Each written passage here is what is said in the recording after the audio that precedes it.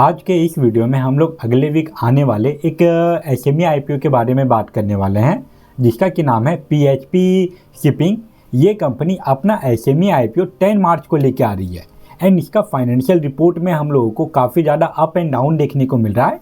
तो आगे इस वीडियो में हम लोग इस कंपनी के बारे में डिटेल एनालिसिस करने वाले हैं कि ये कंपनी क्या काम करती है। साथ ही साथ हम लोग इसका फाइनेंशियल रिपोर्ट के अलावा ये भी देखेंगे कि ये कौन से वैल्यूएशन एंड मार्जिन पे अपना आईपीओ लेके आ रही है।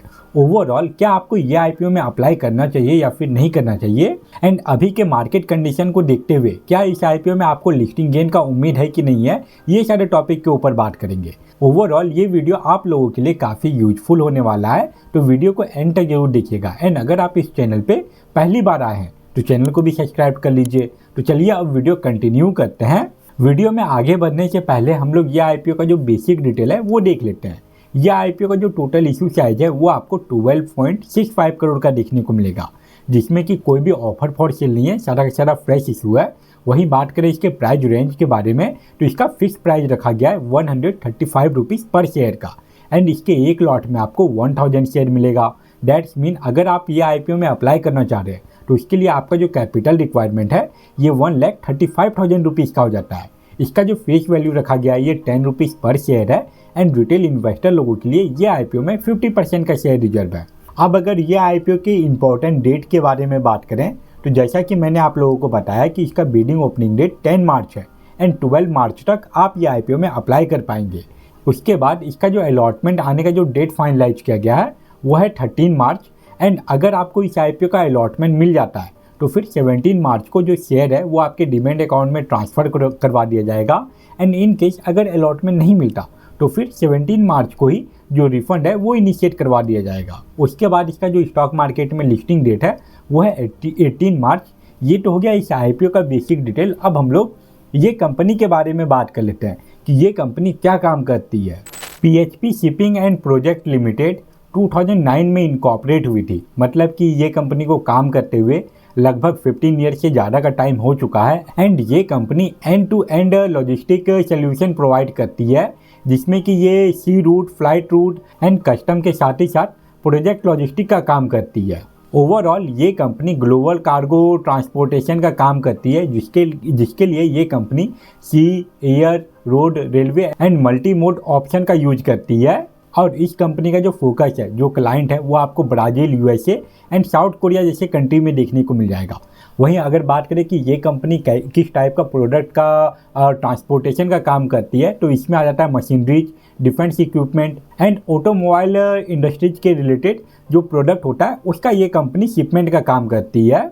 तो अगर आप कोई शिपमेंट को यूएसए, साउथ कोरिया या फिर ब्राज़ील में ट्रांसपोर्ट करवाना चाह रहे हैं तो वहाँ पे आप ये कंपनी का हेल्प ले सकते हैं। तो ये तो हो गया इस कंपनी का बेसिक डिटेल। अब हम लोग आते हैं इसके इम्पोर्टेंट पार्ट पे, जो कि है इसका फाइनेंशियल रिपोर्ट। वहाँ पे हम लोगों को बहुत सारा अप एंड डाउन देखने को मिल रहा है।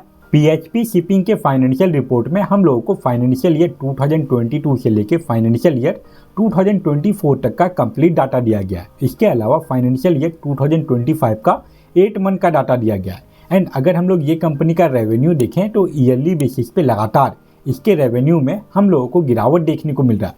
एंड फाइनेंशियल ईयर 2025 के 8 मंथ में ये कंपनी अभी 13.76 करोड़ का ही रेवेन्यू जनरेट की है। और अगर पूरा साल का डाटा इसका ऐसा ही आया तो ये साल का जो इसका रेवेन्यू आने वाला है वो आपको 18 या फिर 19 करोड़ का ही देखने को मिलेगा, जो कि पिछले साल के मुकाबले थोड़ा सा कम है। वहीं बात करें ये कंपनी के नेट इनकम के बारे में तो यहाँ पे हम लोगों को फाइनेंशियल ईयर 2022 से लेके फाइनेंशियल ईयर 2023 के बीच में गिरावट देखने को मिला था। उसके बाद फाइनेंशियल ईयर 2023 से लेकर 2024 के बीच में इसके नेट इनकम में थोड़ा बहुत इंक्रीमेंट देखने को मिला था। एंड अभी 2025 के 9 मंथ में ये कंपनी सिर्फ और सिर्फ 1.57 करोड़ का ही नेट इनकम जनरेट की है। ये कंपनी के रेवेन्यू में हम लोगों को ईयरली बेसिस पे लगातार एक गिरावट देखने को मिल रहा है। एंड इसका जो नेट इनकम है उसमें भी हम लोगों को अप एंड डाउन देखने को मिल रहा है।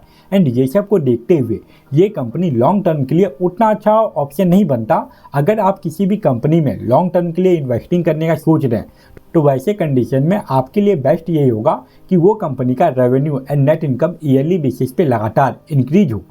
अगर किसी कंपनी का revenue and net income yearly basis पे लगातार ग्रो नहीं कर रहा तो चांसेस बहुत कम है कि वो कंपनी का जो शेयर प्राइस है वो ईयरली बेसिस पे लगातार इंक्रीज हो।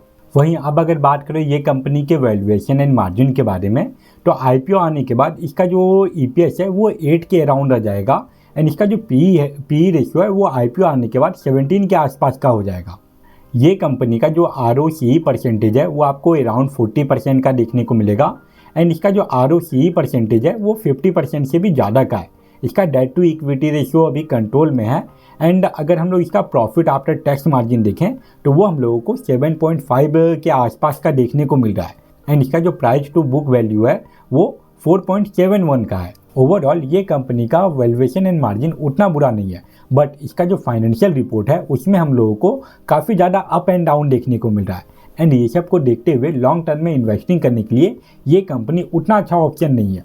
वहीं बात करें शॉर्ट टर्म के बारे में, तो इस आईपीओ के जीएमपी में कोई भी मोमेंटम नहीं है। फिलहाल इस आईपीओ का जीएमपी 0 रुपीज़ का है एंड रिसेंट टाइम में जितना भी आईपीओ आया है, चाहे वो मेन बोर्ड आईपीओ हो या फिर एसएमई आईपीओ, किसी में भी हम लोगों को अच्छा लिस्टिंग गेन देखने को नहीं मिला है एंड जैसा अभी का मार्केट कंडीशन है वो सब को देखते हुए बहुत कम ही चांस है कि यह आईपीओ में आपको लिस्टिंग गेन हो।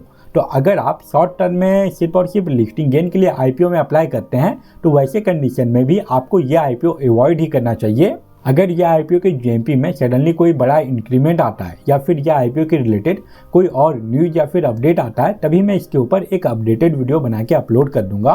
तो ये था पीएचपी शिपिंग का डिटेल एनालिसिस। आई होप आपके लिए ये वीडियो यूजफुल रहा होगा एंड अगर आपको ये वीडियो यूजफुल लगा तो वीडियो को लाइक जरूर करें एंड ऐसे ही स्टॉक मार्केट एंड आईपीओ के रिलेटेड रेगुलर अपडेटेड वीडियो पाने के लिए चैनल को भी सब्सक्राइब कर लीजिए। अब इस वीडियो को यहीं पे एंड करते हैं। Thank you for watching this video.